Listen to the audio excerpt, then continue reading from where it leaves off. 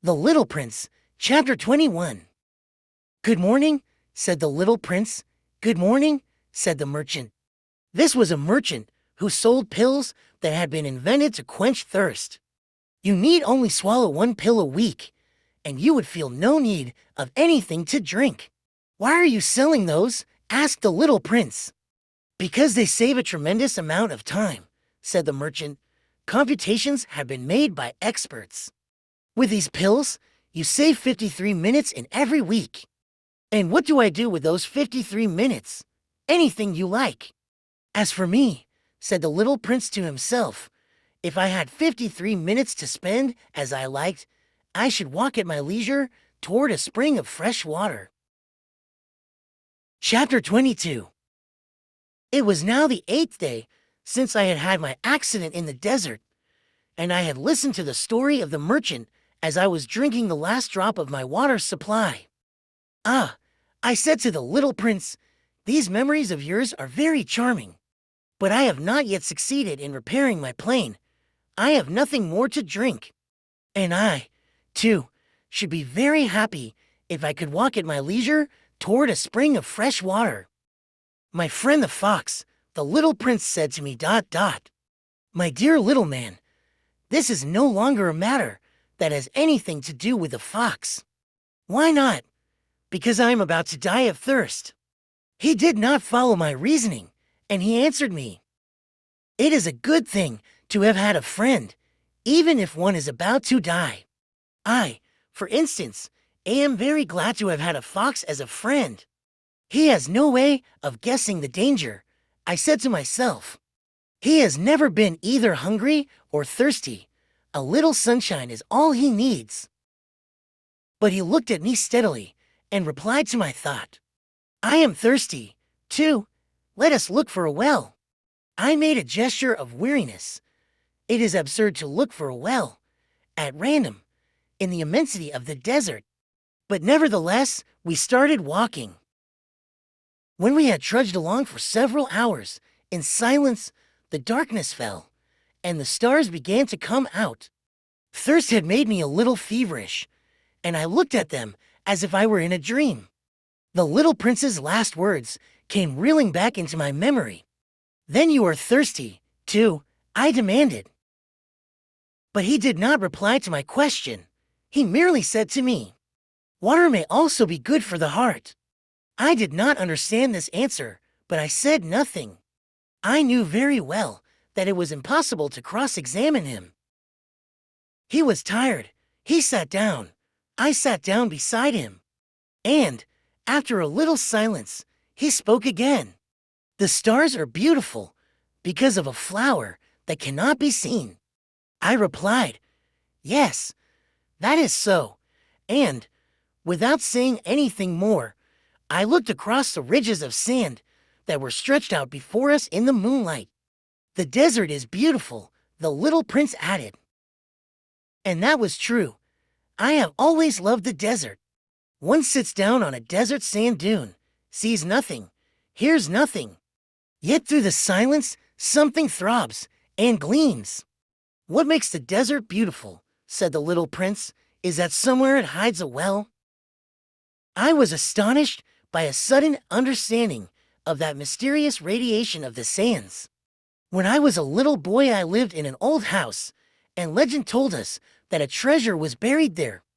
To be sure, no one had ever known how to find it. Perhaps no one had ever even looked for it.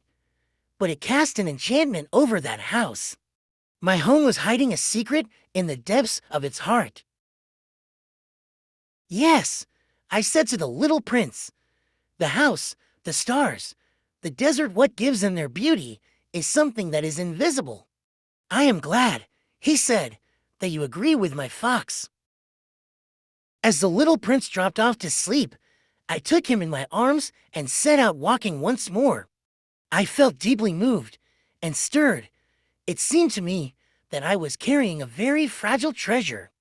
It seemed to me, even, that there was nothing more fragile on all earth. In the moonlight, I looked at his pale forehead, his closed eyes, his locks of hair that trembled in the wind, and I said to myself, What I see here is nothing but a shell.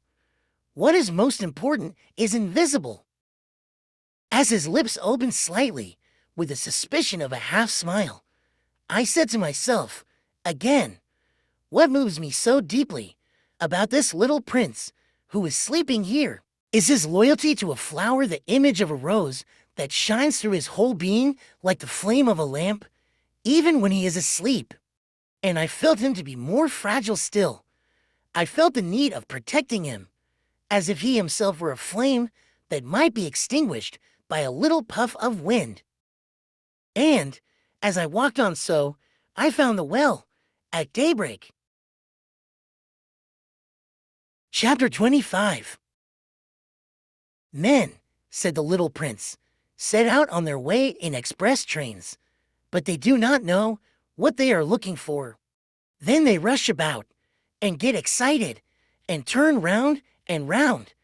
And he added, "It is not worth the trouble. The well that we had come to was not like the wells of the Sahara. The wells of the Sahara are mere holes dug in the sand. This one was like a well in a village. But there was no village here, and I thought I must be dreaming. 'It is strange,' I said to the little prince. 'Everything is ready for use, the pulley, the bucket, the rope.' He laughed, touched the rope, and set the pulley to working. And the pulley moaned, like an old weather vane, which the wind has long since forgotten. 'Do you hear?' said the little prince. 'We have wakened the well, and it is singing.' I did not want him to tire himself with the rope. 'Leave it to me,' I said. 'It is too heavy for you.'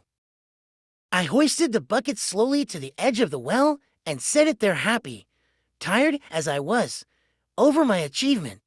The song of the pulley was still in my ears, and I could see the sunlight shimmer in the still trembling water. 'I am thirsty for this water,' said the little prince. 'Give me some of it to drink.' And I understood what he had been looking for. I raised the bucket to his lips. He drank, his eyes closed. It was as sweet as some special festival treat. This water was indeed a different thing from ordinary nourishment. Its sweetness was born of the walk under the stars, the song of the pulley, the effort of my arms. It was good for the heart, like a present. When I was a little boy, the lights of the Christmas tree, the music of the midnight mass, the tenderness of smiling faces, used to make up, so, the radiance of the gifts I received. 'The men where you live,' said the little prince, 'raise 5,000 roses in the same garden, and they do not find in it what they are looking for.' 'They do not find it,' I replied, 'and yet what they are looking for could be found in one single rose, or in a little water.'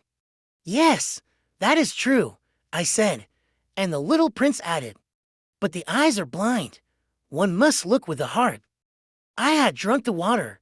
I breathed easily.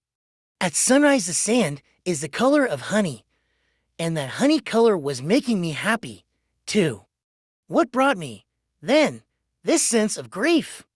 'You must keep your promise,' said the little prince, softly, as he sat down beside me once more. 'What promise? You know, a muzzle for my sheep. I am responsible for this flower.'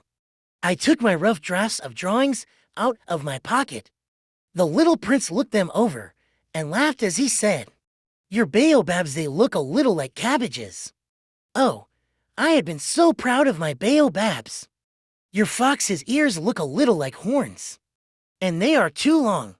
And he laughed again. 'You are not fair, little prince,' I said. 'I don't know how to draw anything except boa constrictors from the outside and boa constrictors from the inside.' 'Oh, that will be all right,' he said. 'Children understand.' So then I made a pencil sketch of a muzzle, and as I gave it to him, my heart was torn. 'You have plans that I do not know about,' I said. But he did not answer me. He said to me, instead, 'You know my descent to the earth. Tomorrow will be its anniversary.' Then, after a silence, he went on, 'I came down very near here.' And he flushed, and once again, without understanding why, I had a queer sense of sorrow. One question, however, occurred to me.